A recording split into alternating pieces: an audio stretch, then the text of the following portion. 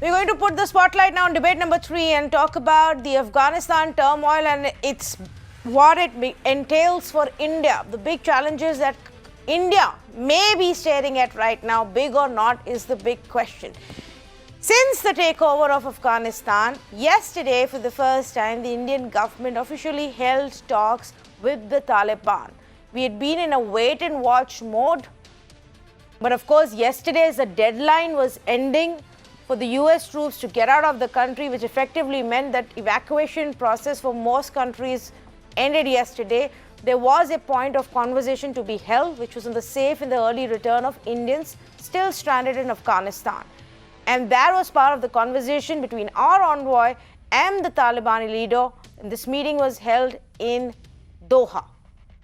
The government then came out with a statement to acknowledge this and said that India's ambassador to Qatar met the head of Taliban's political office there. The meeting took place at the Embassy of India in Doha, and the talks focused on safety, security, and return of stranded Indians. Travel of Afghans who wish to visit India also came up. And we also raised concern that Afghanistan shouldn't be used for anti-India terrorism. That is a big talking point. Different views on how big or small this challenge may become for India. But if various terrorist groups and various forces at play are able to utilize Afghanistan under the Taliban regime to push terror and to push terror through the borders to India, then that is a big challenge for us. Case in point, ISIS-K is already active there. Haqqani network closely involved. You had the Al-Qaeda that came out and openly congratulated Taliban for taking over, cited and raked up the issue of Kashmir and liberating Kashmir. You have all of these characters now at play. Will holding talks with Taliban help us stop these terror challenges? Can it block Pakistan's attempt to use Afghan soil to create more terror hubs and then push those terrorists across to our country? Can we handle that? Is it a concern for us or not? That's the simple question. And before I go to the panelists who are joining me right now, let me also tell you, just a short while ago, a report has been filed by Reuters quoting Ashraf Ghani. And Reuters in this report has quoted the former president of Afghanistan saying that Pakistani terrorists were coming to Afghanistan. Ghani informed Biden on July 23rd. At least 10,000 to 15,000 Pakistani terrorists were in Afghanistan as part of a full-scale invasion planned and supported by Pakistan. Ashraf Ghani had told the US president on the last phone call on July 23rd, just weeks before, of course, the fall of Kabul. This is the report that has just been filed by Reuters. What does this mean for us? We say good evening to Amar Sinha, former Indian envoy to Afghanistan, Sushant Sareen, foreign affairs expert, senior fellow at ORF, Pinak Ranjan Chakravarti, former secretary at MEA, and Maruf Raza, strategic affairs expert, also joining me this evening. Sushant, let's start off with you. How big or small do you think is the terror challenge for us now? Well, the terror challenge never really went away because our real terror challenge comes from Pakistan, and Pakistan is still very much there. And there is the normal ebb and flow. But yes, because of the kind of triumphalism which you see in Pakistan, and because of the kind of triumphalism that you see in many jihadist organizations in Pakistan, also in Kashmir, also in other parts of India, and around the globe, actually. So I think the terror challenge multiplied many-fold. So that is one part of it. The second is, what do the Taliban do? Because they haven't really given any indication that they are ready to sever their connections with all the international terrorist organizations which have been working inside Afghanistan, which have been fighting alongside the Taliban for almost the last 20 years. This includes many of the Pakistani terrorist organizations like Lashkar-e-Taiba and Jaish-e-Mohammed, and some elements of Hizbul Mujahideen as well have had contacts with these characters. Also the Al-Qaeda, because Al-Qaeda has had a cell in Kashmir in the past, and the Al-Qaeda has made a major revival or has returned with a bang. Not that it went anywhere, but anywhere anyways, but it's returned with a bang in Afghanistan. So yes, the fact that the Taliban are continuing to keep these guys, they're not cracking down on them. They have no intention of doing it. So that means that we have to be extremely, extremely careful, simply because the kind of technology of terrorism and the kind of tactics of terrorism which the Taliban and some of these other guys have been practicing inside Afghanistan could very easily be replicated, or at least they'll try to replicate those in Kashmir and perhaps in other parts of India. So I think that is what should really be of concern to us. And that is what we should be working to preempt and prevent to the extent it is possible. Preempt and prevent. That's the operative phrase here. But before we talk about how can we do that, Maruf, do you agree with what Sushant Sareen is saying, that this is a challenge? It's always been there for us. And contrary to what many may have initially said about this being a different Taliban and not allowing their soil to be used for any other purposes, that's not really going to happen. You see, first, Tanvi, Sushant Sareen knows Pakistan and Afghanistan by virtue of knowing Pakistan. Perhaps one of the best informed experts on that part of the world. So I have no reason broadly to contest the issues that he has raised. They are all pretty much spot on, except about what kind of threat will the Taliban pose to Kashmir. I'll come to that just in a while. The point to understand is that, you see, for Taliban, the time between the time they suddenly ran into this bonanza of Afghanistan falling like 9 pins and there's 9 cities falling like 9 pins to them was even, I think, they didn't expect it to happen so quickly. So for them, time has been telescoped and they are going to take time to get their act together. Their engagement with India is part of guarding their own interest in as much as humoring India's interests. I mean, what did Mullah Staniksai say? Essentially, he said, we'll help you take your nationals back.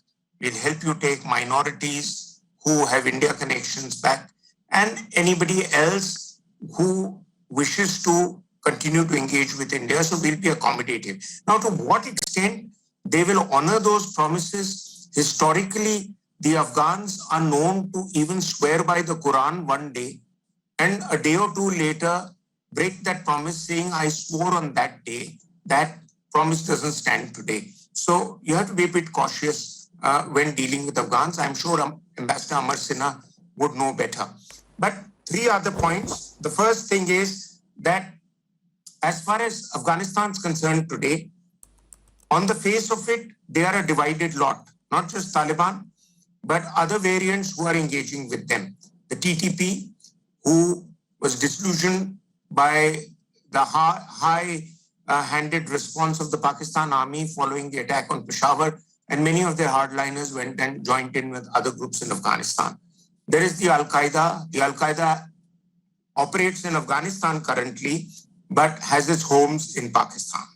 There is the ISIS, Khorasan, which people are not too sure if it's really a genuine entity or it's another name spun out by the Pakistani intelligence agencies, because they're very good at giving 2 names to the same organization. The Lashkar-e-Toiba is, as we know it, from Mumbai attacks in India, but it's the Jamaat-ud-Dawa there. So there are various modus operandis Pakistan applies. The central point to understand is this is Pakistan's great moment to savor a victory which will help the image of the army from the battering they got 50 years ago in the 1971 war. In a kind of historical way, it's reversing the blow of 71 for them because of the victory there. So what would they do with it? The devil is in the detail. And I don't even think whether the Taliban or any of their other hangers-ons have really given it a thought that how they are going to manage to roll out the next part of governing Afghanistan. You see, when people are insurgents or people are in opposition politically, they're very good at that if they're there long enough. The problem comes when they come in the seat of power. Then they haven't thought through how are they going to now change tack, because now they're not opposing, they're in control. Right. So they expected to deliver. Now, how do they deliver? They don't have a rule book, to my mind, which can give them a moderate alternative to the hardline Salafi way of life they have been proposing. So is that going to be acceptable to the world?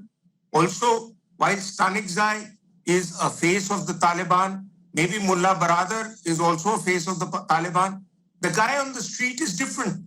He's carrying a Kalashnikov. You get into an argument with him, he'll just shoot you dead. So the rule of law and to enforce that and the expectations from the international community and the kind of spotlight they're on, and most importantly, they are now, to my mind, if you go by SIPRI statistics of Stockholm, they are probably among the 10 most armed military forces in the world. What the bonanza they've run into. Now, Thanks to United States. All kind of spins to it to say it's not going to work. Yeah. I don't buy that. I mean, they left it behind for it to work.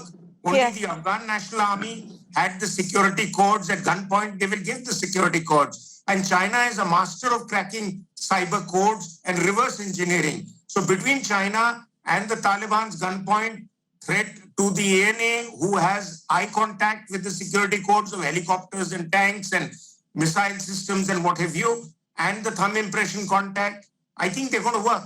And so, Maruf, it puzzles me. That to me, if you let me complete this point, that to me is a bigger threat to India from the conventional muscle that the Pakistan army will add to itself. Okay. Kashmir and the international border is reasonably fortified. I don't think it's going to be 96, 2001 when they'll say Jash mein Kabul, Manali, ab chalo, Kashmir chalo. That is gone. Now we are on an alert. We have admitted we have a problem on our hands. We are going to address it our way. And we're not going to be in a state of denial and with no boundary fence, not let them come whistling in and create mayhem here. So it's a different story now. But what the Pakistan army can bring to bear against our bunkers on the LOC with rocket launchers, against Apache helicopters, against our mechanized forces. You know, one Apache helicopter can knock off 15 tanks before you can knock it off. Right. I got the point that you're making, Maruf. Okay, fair enough. That's a big threat as well that we need, and that would impact us, that we need to watch out for. Amar Sinha, good evening to you, Ambassador. The point that was also raised here by Sushant, we need to preempt and prevent. Now, how do we go about it? And can we expect Taliban to play a role and to play by our side? Well, talking to Taliban, I agree that, you can't take their assurances on face value. Because I find it difficult to believe that the terror groups and their supporters on whom they have relied to get here, they will be in a position to get rid of them so much. It's like a mill around their neck. Both the terror groups and also the Pakistani hold of the ISIS, they will need time to get rid of them if they ever wish to get rid of them. As far as Al-Qaeda's support is concerned, this is not something new. Al-Qaeda has already pledged its allegiance, or what they call bayat, to Amirul Mu'mineen. And so has TTP, so has actually Jaish-e-Muhammad. So these guys see them as a spiritual leader of the Ummah. And I feel that Al-Qaeda here, of course, is trying to fish in troubled waters, is trying to create a cause where Al-Qaeda has been sort of reduced in that region. It was headless. Al-Qaeda used to be at one point with Osama bin Laden used to fund Taliban. Today, they are really playing second fiddle. Of course, bringing in Kashmir helps them with Pakistani ISI in terms of extending their residence permit in the FATA region, in perhaps getting some funding, etc. So I would not go too much by that. But what Sushant said, one prevention is that you have a strong Kabul government which is in control of its territory, which denies Pakistan the space or the deniability that it gets, because ultimately it will be Pakistani terrorists who will be coming. And in our response mechanism, I don't think we have to really ask these terrorists which passport they hold. We have to hold the territory from which they transit or they come responsible. And I agree with Maruf. I don't see Lashkars of Taliban or Afghan Pathans coming in. But the problem is, even if they are from Fatah, how in the hell will we ever recognize? No, Pakistani will say that this is from Taliban. But that is why it's Pakistan as a state needs to be held responsible, and I think they are responsible. Matrix has changed since 1996. But okay, fair enough. The point that you're also making is to,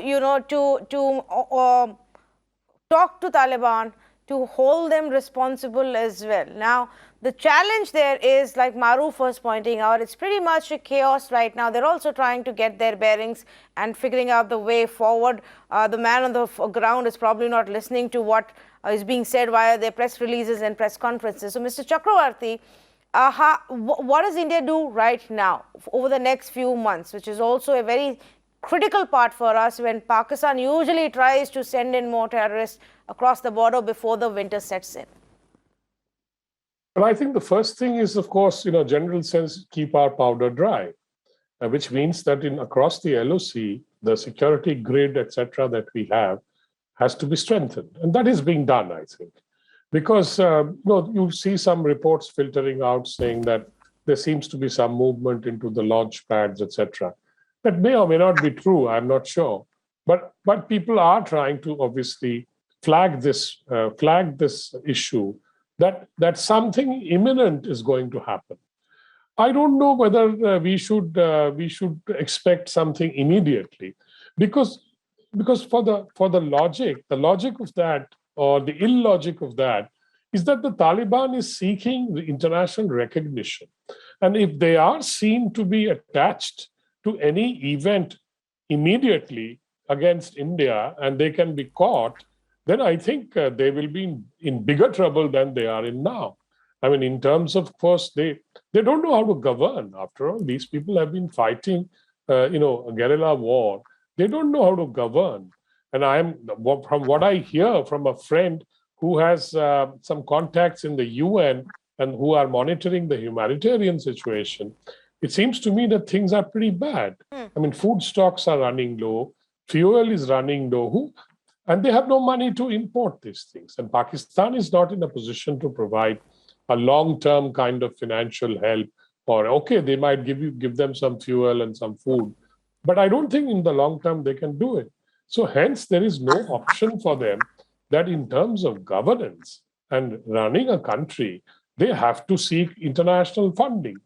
Don't forget that the Americans were funding almost 60% of their annual budget. That's all gone. The EU has gone. They've choked off the funding. So where are they going to get the funding from? And those are some of the real issues facing them. For us, of course, the main issue is that they should not start supporting, all these groups that are there, helping the Pakistanis to send them.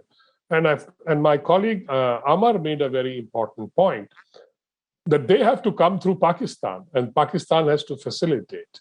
And hence we will have to hold Pakistan responsible.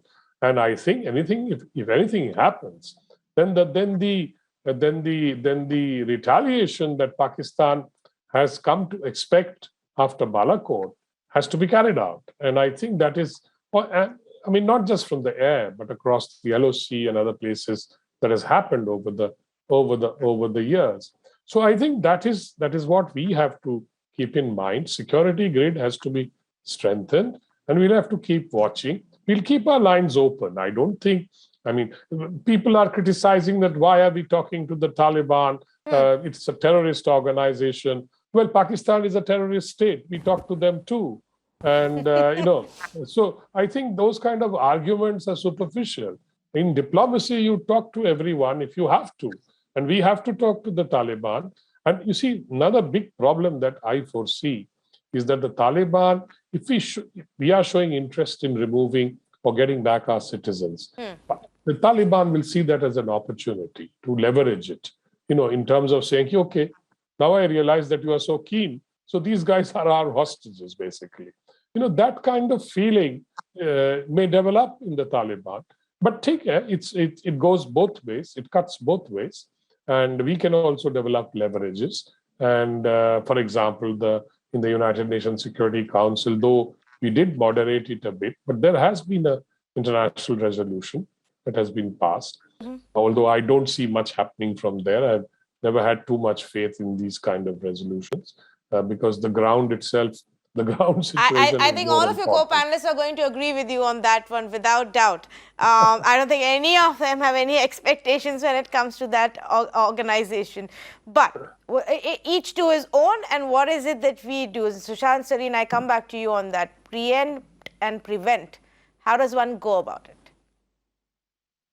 So I think one is, of course, we will test and I think that is what is happening right now. I don't think the government of India is going to jump at giving any kind of legitimacy or recognition to the Taliban. But yes, as Ambassador Chakravarti is saying, that if we are talking to them, we will tell them of our red lines. I don't think anybody realistically expects the Taliban to deliver on that. So that is one point.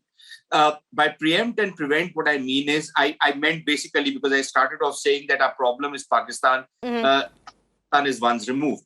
And what I meant by preempt and prevent is that we have to develop, we already have certain offensive capabilities, but we need to upscale some of those offensive capabilities and make it very clear that these are going to be used if we see an imminent threat.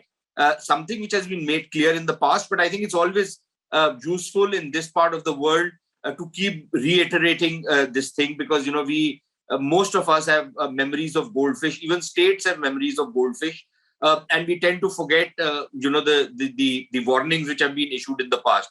So I think routinely you have to keep telling them that we will preempt if we feel an imminent danger, which is part of our doctrine now. And of course, we will prevent by taking more offensive action if necessary. So I think those capabilities really need to be beefed up. Some of it has been done, but I think a lot more needs to be done.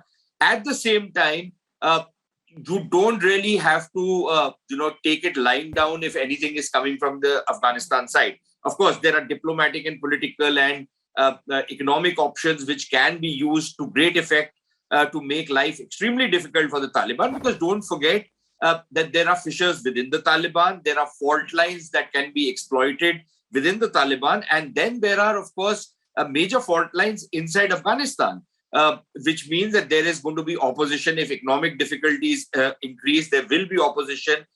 If the Taliban, do the kind of things everybody is suspecting that they will, countries like Iran, even the Central Asian states will move away. They will want to retaliate. So I think then you can, get into that mode of building up certain alliances to take the war to the Taliban if they are pushing a war into you. Okay. But yes, our basic challenge has always been Pakistan, and that is the one we should focus on most of all, rather than whatever happens through Afghanistan. Okay, very quick question, Sushant, to you before I take it across to our other panelists. And this is to put it in perspective for our viewers. Since the name Haqqani network is popping up repeatedly, Al-Qaeda has popped up, ISIS-K, ISIS by itself, and then we have the usual LET and others. What are the equations of these groups when it comes to Taliban? Are there some which are closer friends than the others? So, look, number one, I think the mother organization in many ways is the ISI. And then maybe you can say the mother sister is the Taliban. The Haqqanis are an essential component of the Taliban. But the Haqqanis are also very close and have been the go-between between the ISI and many of the terror groups which actually target the Pakistanis, which includes groups like the TTP, also the Al-Qaeda. They are an integral part, and they've been in very close contact with the Al-Qaeda. The ISKP, again, is almost 90% of the ISKP characters are either Pakistani or Afghan Taliban. They very close links with the Haqqani network. The Haqqani network is known to be liaising between the Taliban, between the ISKP and the ISI. Also remember, the Lashkar-e-Taiba has worked in conjunction with the Taliban to carry out attacks against Indian targets in Afghanistan. But also remember that the Lashkar-e-Taiba came up first in a place called Kunar, which is very famous for Salafi ideology, which is a major base of ISKP, and it is believed that there are very close links because of the Salafi angle between the Lashkar-e-Taiba and the ISKP. But the ISKP also says that the Pakistanis are my enemies and they want to target the Pakistanis, but have entered into deals with the ISI that the ISI will give them safe havens inside Pakistan in return for the ISKP not attacking the ISI. So if you are getting confused by this alphabet soup of terrorist organizations and how they operate, that is what it's supposed to be. Don't look at any of this in black and white. All of these things have multiple layers, multiple ways of dealing with each other. They're friends one day, frenemies the other day, enemies the third day. They'll be sitting down and having dinner together one day and butchering each other the next day. It's all par for the course. So don't, if you start analyzing these groups in terms of binaries, then you're the picture. You know, I was going to ask you that maybe one day we should sit and draw this chart and connectors between all of these groups. But you're right, let's not bother with it. Let me just pick on one phrase that you use, one word that you use, Ambassador Sinha, and that is ISI. And it all then comes down to Pakistan. Well, that's a very important three-letter word which seems to run across. But you see, ISKP, in fact, when it came up 2014, 2015, there were all indications that it was actually a group which has been created for the next chapter, which is now starting in Afghanistan. Because, you know, this fall of Ghani government is not an end of story. It's beginning of a new chapter. And if you just have to look back to what they did and how they played the game when the Soviets were there and Soviets were going, just like today, they had 7 different groups fighting, Mujahideens fighting the Soviets. Of these, of course, one was particular favorite, which was the Hekmatyar. And they had held him back, even when the Mujahideen came back and tried to form a government.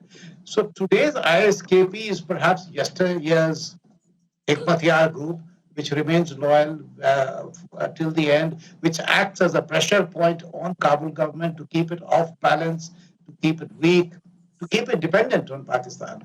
And that is, I think, one of the policy objectives that they have. And similarly, Taliban had come later when Hekmatyar was proving to be ineffective in the civil war. That's when they had created the Taliban. So this is a game. So I entirely agree. These are basically chocolates which have been put in different boxes. Don't go by the label. They share the resources. They share jobs. They outsource jobs to each other. They share their manpower, the same manpower pool. That is it. And perhaps one or two slight theological differences. Otherwise, the basic objectives are exactly the same. Okay. So that once that's now been clarified, now there is just one last aspect that I wanted to touch upon again, Maruf, and that's what you raised, which is about the challenges also of, you know, how the US forces have left the Taliban is additionally empowered, and now all of that weaponry and armory and whatnot is available, not just maybe for Talibanis, but all of these other characters that we've just spoken about, which can then be used against us. Now, how do we prepare for that? We have to keep our guard up. And in fact, you know, the point that Sushant made about preempt and prevent, actually since 9/11, the 3 words that have dominated the discourse on all security planning is prepare, preempt, and prevent. So unless you prepare, you can't preempt. Unless you preempt, you can't prevent. Because you'll just get hit smack on your face because you haven't taken the first 2 steps. But having said that, let me also draw 1 or 2 other interesting historical angles to it. You know, the US, when the Russians were in full swing in Afghanistan in the decade 79 to 89, the Americans were desperate for a plan to push the Russians back. And Ziaul-Haq, who was being seen as a modern-day tyrant, in fact, some say is the first jihadi head of state, he actually feared the Russian expansion into Balochistan, heading towards Gwadar or somewhere, something like the Chinese CPEC. But the fact was that he didn't know how to counter it. So he went to the Americans and he said, I'll help you push the Russians back if you fund me. And therefore, what was done was that the Americans, with their bad experience of Vietnam, decided not to micromanage and gave them a lot of money to buy weapons from everywhere. There is a whole stock, and that list is available in a monograph written by Chris Smith of King's College London. But the fact is that what the ISI did, and by the way, the ISI was created by a British officer, General Cawthorne, of the Corps of Signals. It's not a creation of Zia or Musharraf or anybody. It's just a legacy of that time, and it became a master at collating, collecting weapons for another rainy day. And this is when they put together this whole consignment in a depot called Ojiri Depot outside Rawalpindi. And this is what they used in the first onslaught in Kashmir. So this is what I was alluding to, that this time round also, do you think these bearded Afghan Taliban, hoodlums are going to be able to fly an AH-64 Apache? Or they are going to be able to run Humvee vehicles? No. The Pakistan Army and the Aviation Corps knows how to do it. Correct. They just need the codes to unlock it, and they're going to put it to play, not just against India. And this is the other point I'm making, Tanvi, that, General Mirza Aslam Beg, after the Russians went away, decided to define a new strategy for the Pakistan Army. And that was when the forward strategic depth came up. It was not just strategic depth, which said that we will control Afghanistan and the outlying areas touching Iran, Central Asia and everything, really from Indus to Oxus. And it is in that area they're going to put the foundations of their Islamic regime, caliphate, emirate, whatever you call it. Now, interestingly, in the last few months, about 10,000 Pakistani trained militants have gone and taken home in Afghanistan before the Americans went away and before Kabul fell. These were mostly Lashkar-e-Toiba, Jaish-e-Mohammed and all of them, because Pakistan wants to get out of the blacklist for possibility that the FATF is hanging on their head. That if you harbor terrorists and you support them and pay for them, then obviously you're a terrorist sponsor. Now, my last point, and this is my point which I raised the other day on another channel, your sister channel, to say, when was the last time, if you can remember, and Ambassador Sinha and Sushant Sareen and Ambassador Chakravarti are all eminences. Can you remember, sir, when did we name Pakistan in an official statement? We are talking Lashkar-e-Toiba, we are talking Jaish-e-Mohammed, we are talking Hizbul Mujahideen. What about the patron saint that is Pakistan? Nobody wants to name them. Why? In the hope that your mandarins in South Block are thinking that one day you can sit and have kebabs with them in Lahore, that you can have another round of engagement with them. That is where the pressure on Taliban will come, by putting pressure on Pakistan. If you make all these, and Ambassador Chakravarti, I share your sentiments, the UN is the world's most overrated debating society. Well, nothing is going to come out of resolution. So I think... Can I just say one sentence? Yeah. Just one sentence. Everything else I agree with what Maruf said, except for the kebab bit. The kebabs you get in Delhi and Lucknow are far, far, far superior. I am aware, Sushant, I'm aware. Okay, okay. On that note, I'm going to thank all of you gentlemen for joining me on this conversation. It's been an extremely insightful conversation. The point that Maruf was also making is that we need to start putting more pressure globally, directly naming Pakistan and then pressurizing Taliban. The challenge for India is undeniable.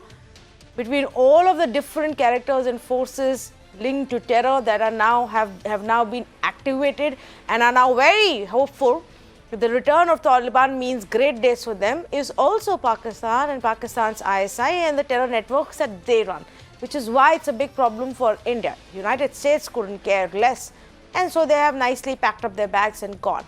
But this is happening in our backyard, and it is our problem, and it is a challenge for us. This is why we need to be well prepared, which experts say we are already doing. Thank you so much for joining us on this conversation.